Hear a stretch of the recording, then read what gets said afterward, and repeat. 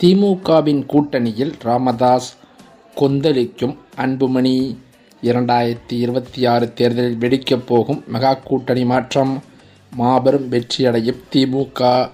2026 தமிழக சட்டமன்ற தேர்தல் நெருங்கி வரும் வேளையில் பாட்டாளி மக்கள் கட்சியில் ராமதாஸ் மற்றும் அன்புமணி ராமதாஸ் இடையே ஏற்பட்டுள்ள கருத்து வேறுபாடுகள் அரசியல் களத்தில் பெரும் சலசலப்பை ஏற்படுத்தியிருக்கிறது. அன்புமணி ராமதாஸ் அதிமுக பாஜக கூட்டணியை ஆதரிக்கும் நிலையில், நிறுவனர் ராமதாஸ் திமுக அரசுக்கு ஆதரவான நிலைப்பாட்டை எடுத்துள்ளதாக தெரிய வந்துள்ளது. இதனால் பாமகவில் பிளவு ஏற்பட்டுள்ளதாகவும், ராமதாஸ் தலைமையிலான அணி திமுக கூட்டணியில் இணைய வாய்ப்புள்ளதாகவும் அரசியல் வட்டாரங்களில் பரவலாக பேசப்பட்டு வருகிறது. இவைகளுக்கிடையில்தான் திமுக கூட்டணியில் தலைமையான திமுக தலைவர் ஸ்டாலின் அவர்களோ காங்கிரஸை கழட்டிவிட்டுவிட்டு அதற்கு பதிலாக தேமுதிகவை கூட்டணியில் சேர்க்க உள்ளதாக தகவல்கள் கூறப்படுகிறது. தேமுதிக ஆரம்பிக்க பிட் இதுவரை திமுகவுடன் கூட்டணி சேர்ந்ததில்லை என்பதும் குறிப்பிடத்தக்கது.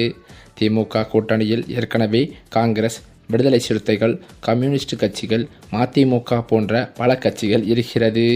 ஆனால் இந்த முறை காங்கிரஸ் ஆட்சியில் பங்கு கேட்டு வேண்டும் என்ற கோரிக்கையை வலியுறுத்தி வருகிறது. மாநில அரசின் ஆட்சியில் பங்கேற்க வேண்டும் என்ற அவர்களின் கோரிக்கையை திமுக ஏற்கவில்லை.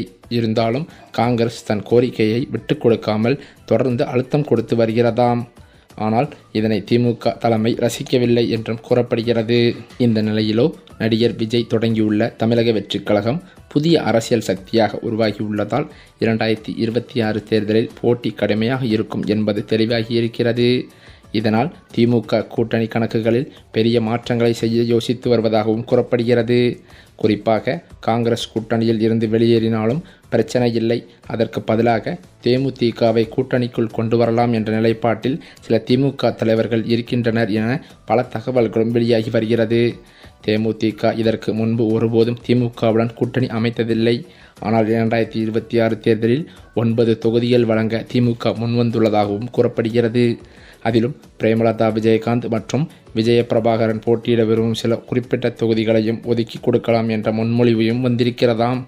கடந்த முறை அவர்கள் போட்டியிட்ட 25 தொகுதிகள் திமுக கைக்கு திரும்பியிருக்கிறது.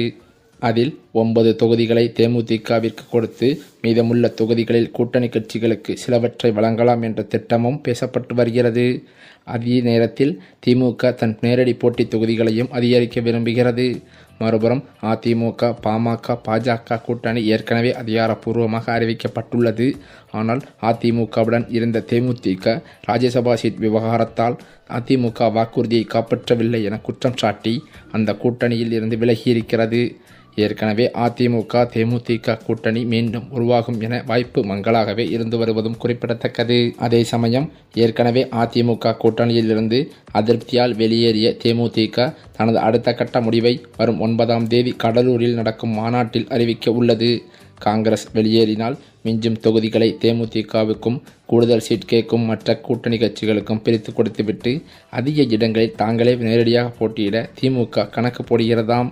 நடிகர் விஜயின் தமிழக வெற்றிக் கழகம் ஒருபுறம் சவாலாக இருக்கும் நிலையில், காங்கிரஸ் எடுக்கும் முடிவுகளை தங்களுக்கு சாதகமாக மாற்றிக்கொள்ள திமுக தீவிரமாக செயல்பட்டு வருகிறது.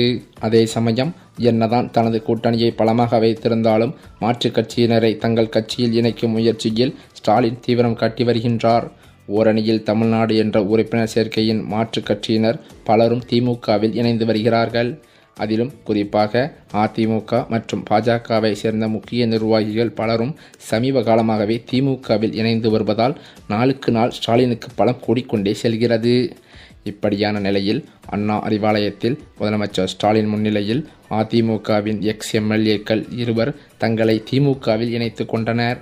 1991 தேர்தலில் சிவகாசி எம்எல்ஏவாக இருந்த பாலகங்காதரன், பழனி எம்எல்ஏவாக இருந்த சுப்புரத்னம் ஆகிய இருவரும் திமுகவில் ஐக்கியமாகியுள்ளனர். இதில் குறிப்பாக பாலகங்காதரன் ஓபிஎஸ்ஸுக்காக ஆதரவாக டிவி நிகழ்ச்சிகளில் பங்கேற்று மும்முரம் காட்டி வந்த நிலையில் திடீரென கட்சி மாறியிருக்கிறார். இதனால் சமீபத்தில் ஓபிஎஸ் ஆதரவாளரான மனோஜ் பாண்டியன் எம்எல்ஏ திமுகவில் இணைந்ததும் குறிப்பிடத்தக்கது.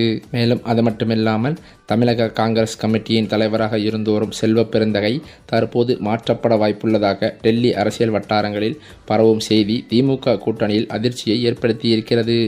விருதுநகர் நாடாளுமன்ற உறுப்பினர் மாணிக்கம் தாக்கூர் புதிய தலைவராக நியமிக்கப்படலாம் என்றும் பேசப்பட்டு வருகிறதாம்.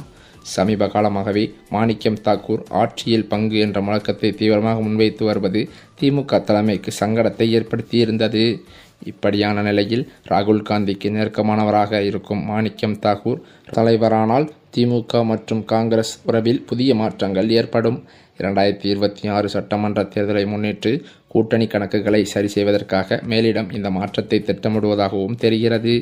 இருந்தாலும் செல்வ பெருந்தகையை பதவியிலிருந்து நீக்கினால் அது சமூக ரீதியான விவாதங்களை உருவாக்கும் என்பதால் காங்கிரஸ் மேலிடம் மிகவும் கவனமாக ஆலோசித்து வருகிறதாம். இந்த தலைமை மற்றும் மாற்றமானது உறுதியானால் வருகின்ற பொங்கலுக்கு பிறகு அதிகாரப்பூர்வ அறிவிப்பே வெளியாகும் என புதிய தகவல்களும் வெளியாகியுள்ளது. ஏற்கனவே தமிழகத்தில் வரவிருக்கும் சட்டமன்ற தேர்தலை முன்னிட்டு அரசியல் களம் வேகமாக சூடுபிடிக்க தொடங்கியிருக்கிறது. மேலும் கூட்டணியில் உள்ள காங்கிரஸ் கட்சி இந்த முறை ஆட்சியில் பங்கு வேண்டும் என்று பிடிவாதம் பிடித்து வருகிறதாம்.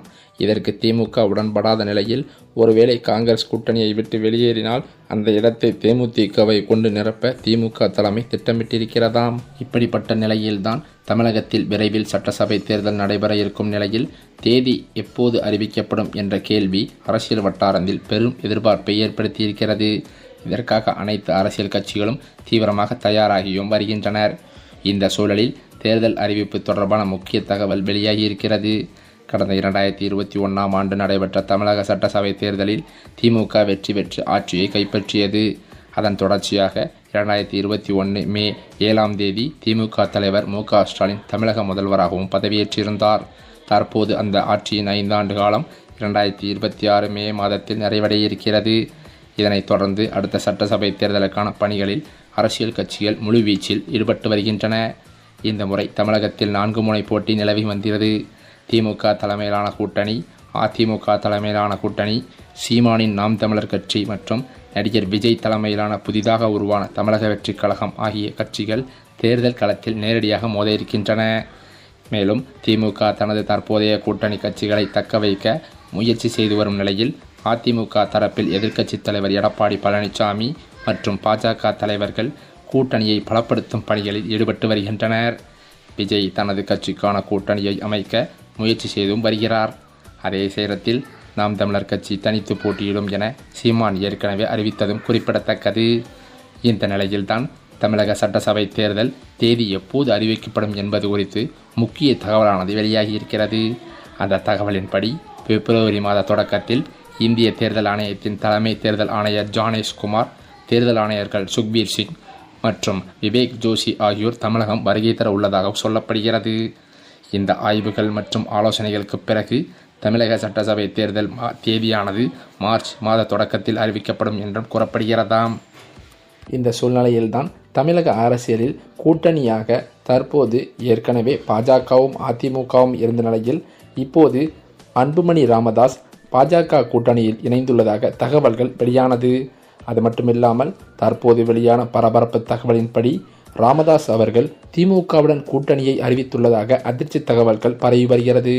இதனால் பாமக, அன்புமணி ராமதாஸ் மற்றும் ராமதாஸ் இடையே பல மோதல்கள் வெடிக்கும் என்றும் எதிர்பார்க்கப்பட்டு வருகிறது.